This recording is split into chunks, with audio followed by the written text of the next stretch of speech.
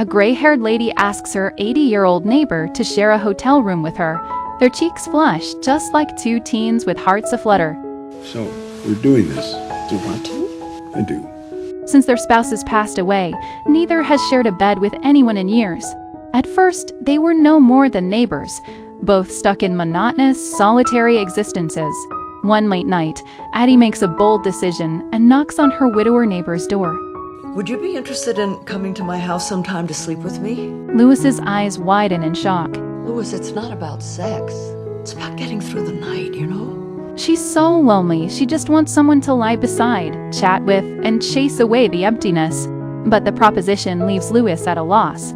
He neither agrees nor refuses, asking her for a little time to think. Like Addie, he'd lost his partner, and while both have one child each, neither lives nearby to keep them company. During the day, he'd meet old friends at the corner cafe for coffee and chatter. Yet, once night falls, loneliness becomes more terrifying than any ghost, weighing heavy on his heart. It's been over 30 years, it's time for a change. So he packs his pajamas and sneaks over to Addie's house through the back door, afraid of what the neighbors might say. Despite being neighbors for years, they'd barely exchanged more than nods. After a few awkward lulls in conversation, they head straight to bed. Perhaps it's the alcohol, or the sense of security Lewis brings. Addie drifts off to sleep quickly. Lewis, however, feels stiff, unable to rest easily.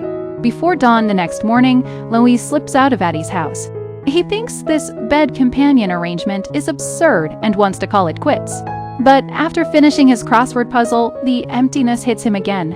Unable to resist, he sneaks back to Addie's back door once more. Addie hands him his favorite ice-cold beer. Lewis asks why she chose him. Addie says straightforwardly, because you're a bit better looking than the other old guys. Though Louis loves the answer, the real reason is that she thinks he's a good man. Besides, Addie hopes Lewis will start coming through the front door from now on. Well, like I said, people talk. Oh, let them talk. She spent her entire life worrying about what others think. Now it's time to live for herself. Chatting and laughing, they drift off to sleep. As soon as he gets home the next day, Louis hears his phone ringing frantically. His daughter is so anxious, she'd almost called the police. She'd been trying to reach him for 2 nights with no answer. Lewis doesn't dare tell her the truth, so he makes a joke to brush it off. On the 3rd night, Lewis still tries to sneak in through the back door, but Addie won't let him in. Lewis has to ignore the stairs and go through the front door. They start talking about their late spouses, and the conversation stirs up Lewis's sorrows. He admits that when he was young, he fell in love with another married woman, tearing apart 2 intact families. His daughter was heartbroken, and only then did he regret it deeply, returning to his wife and daughter. That's why he's so afraid of people gossiping about him now. Addie gently encourages him to let go of the past and move forward. But the thing Louis fears most happens. Word spreads like wildfire in the small town about him sleeping over at Addie's house. His old buddies tease him. We gotta compliment you on your energy.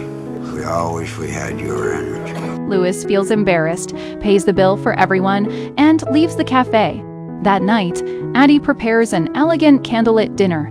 Lewis tells her what happened at the cafe. Though he acts like he doesn't care, he's a little upset. He doesn't want those rumors to ruin Addie's life.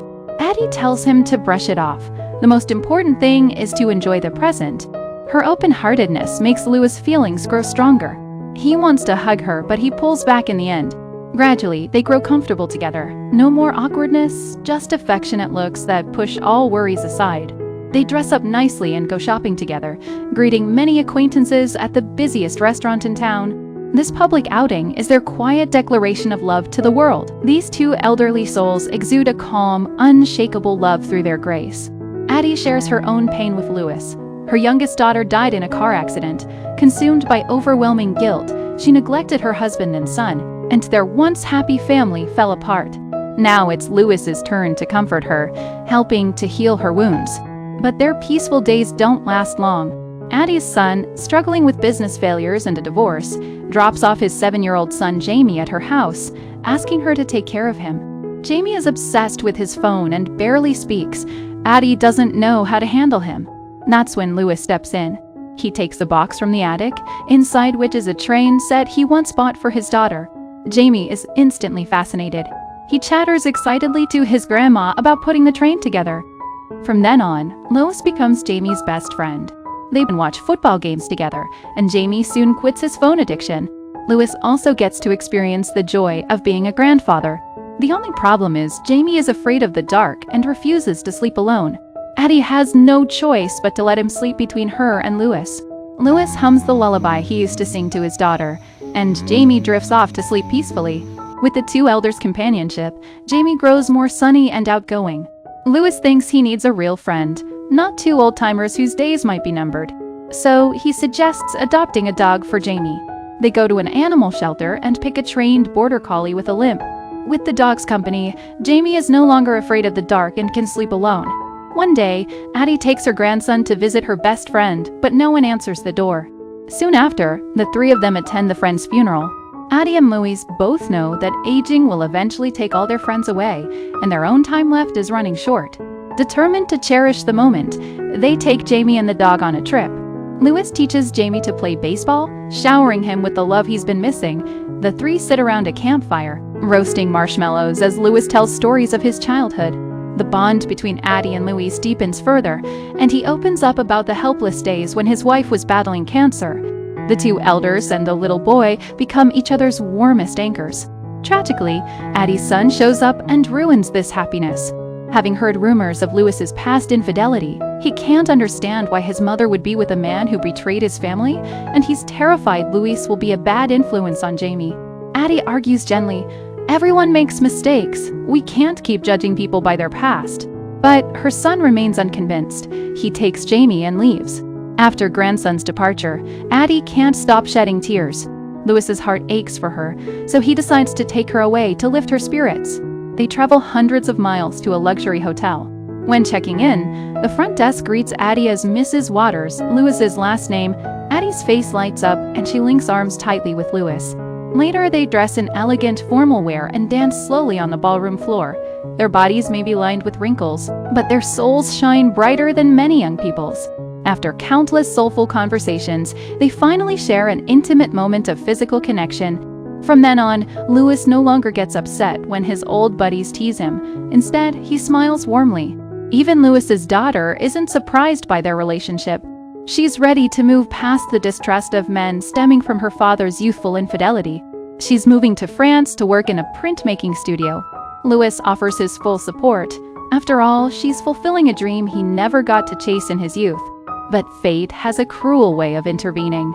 Addie slips and falls while washing dishes and is rushed to the hospital. Her son arrives at the news and angrily kicks Louis out of the room. Well, it's supposed to be family only back here, right? In his eyes, Louis will always be a man with moral flaws. Fearing for his mother's safety, he insists she move in with him. Addie is reluctant. She can't bear to leave Louis. In the middle of the night, the phone rings. It's Jamie, scared because his father hasn't come home. The two elders rush to Jamie's house in the dark. Looking at the messy clothes and half-eaten pizza scattered around, Addie is overcome with an indescribable sadness. Hours later, Addie's son stumbles home drunk.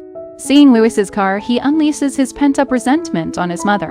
He'd had a terrible fight with his sister right before her car accident, and after she died, Addie never spared him a glance. He'd always thought Addie blamed him, and that guilt had driven them apart for years. Her son's confession strikes a chord in Addie. On the drive back, she says nothing. Do you mind if I sleep alone tonight? Okay. After a night of tossing and turning, Addie limps to Louis's house the next morning. She's made up her mind. She'll move in with her son to take care of her grandson and help her son through his lowest point. Louis is heartbroken, but he knows there's nothing he can do to help her. So this is our last night? From that day on, Addie picks Jamie up from school every day, and her relationship with her son slowly improves.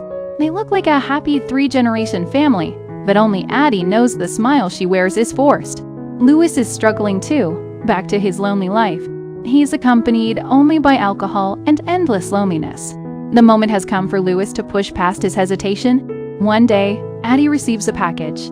Inside, she finds a train set from Louis and a new cell phone. Every night, after tucking Jamie into bed, Addie calls Louis.